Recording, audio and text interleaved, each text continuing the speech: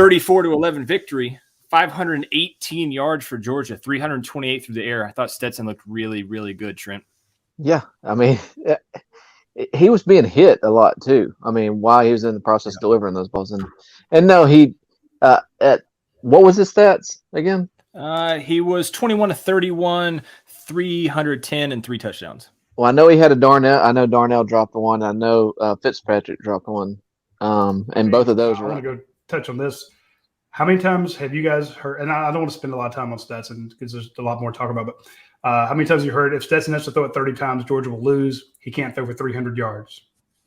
I mean, I've heard a lot. I mean, I might have even said it once or twice. Yeah, he is the Orange Bowl offensive MVP. He made plays with his legs that JT Daniels would not have made, and I think that puts to bed everybody calling for JT Daniels. Right. The only thing I'll say about all this, guys, great win. I'm ecstatic. It's going to be awesome. I can't wait to play Alabama again. But if you do what we did in the second half, which I thought was very conservative, I understand the game is probably over. Michigan had kind of, given up at that point. We had dominated them. If you do that in the second half against Alabama, we will lose the football game. You cannot play that way. And I will go back to the end of the second half. We're up, 27-3 at that point, and we had the opportunity to put more. You came out, you punched him in the mouth and said, "Oh yeah, you got great ends, but you're soft in the middle," and you worked the middle, and they kept just gashing him up the middle.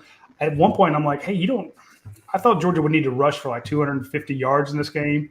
I thought you would just need to mash them and don't put the game in the hands of Stetson, make him throw it. Screw that. He threw all over those guys. And then when he wanted to run it, Georgia ran it at will. And I think the game plan really worked well for Stetson to throw the ball like that because they didn't ask him to do too much. I think they asked him to do too much in the Alabama game.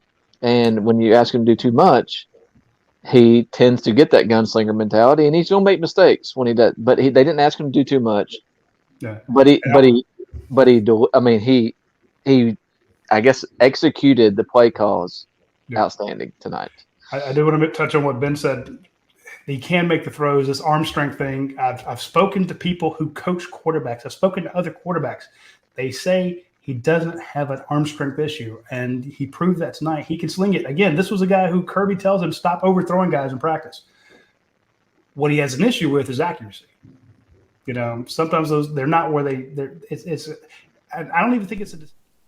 Hey, what up, guys? It's TLTV checking in for a quick college football video update. Like, comment, subscribe. Let me know what you think down below in the comments. So we're gonna just jump right into this. But first, let me say Happy New Year to all the listeners. Hope you guys have an amazing 2022. Okay, so I'll just say I'm never one to tiptoe around subjects or be shy to address the elephant in the room. And it's still, unfortunately, the quarterback position at the University of Georgia.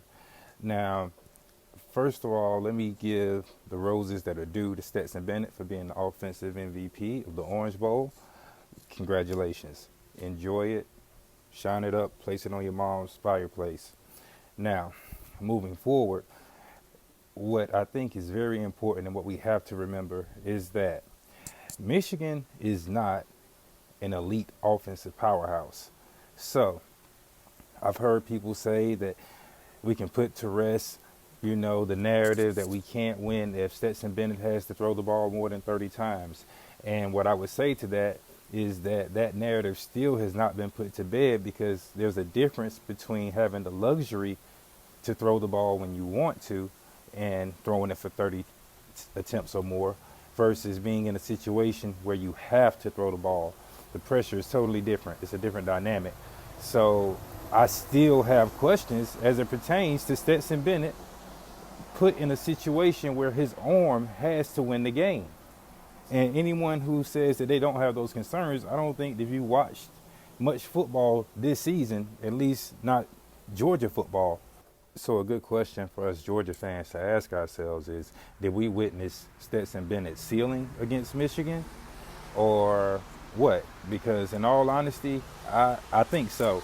I think that is the best game that you can get out of Stetson Bennett. And unfortunately, that's probably not good enough to beat Alabama on a good day.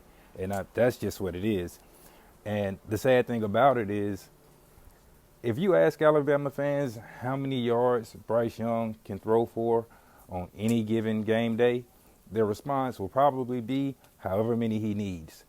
And I don't think that a Georgia fan can respond the same way. Now, don't get me wrong. There are a lot of positives that can be taken away from the Michigan victory. But at the same time, we can't ignore the elephant that's staring us in the face. It is a major concern for me that Stetson Bennett only threw for 79 yards in the second half of the game against Michigan. We only scored 10 points in the second half against Michigan.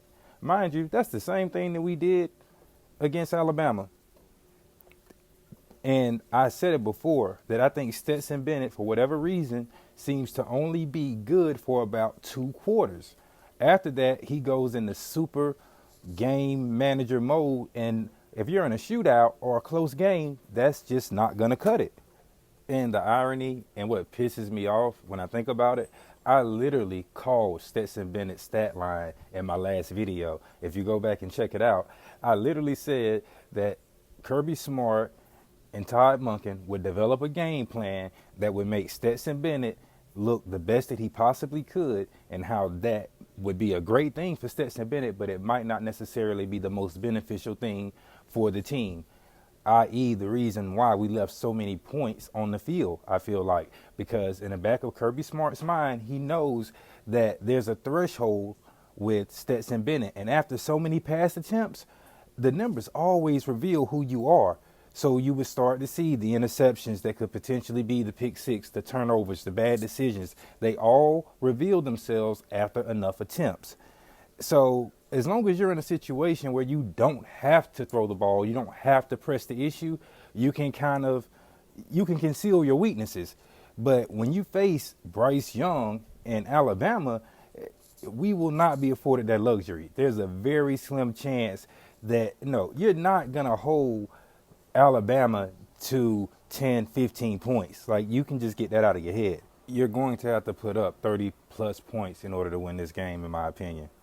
Comfortably anyway. As a matter of fact, I'm going to go ahead and make a score prediction. So I'm going to take Georgia 31-24 over Alabama in the national championship game. But hey, that's it for now, guys. Stay tuned. I'll have some more videos coming out soon, I'm pretty sure. It's TLTV checking out. Like, comment, subscribe. Let me know what you think in the comments down below.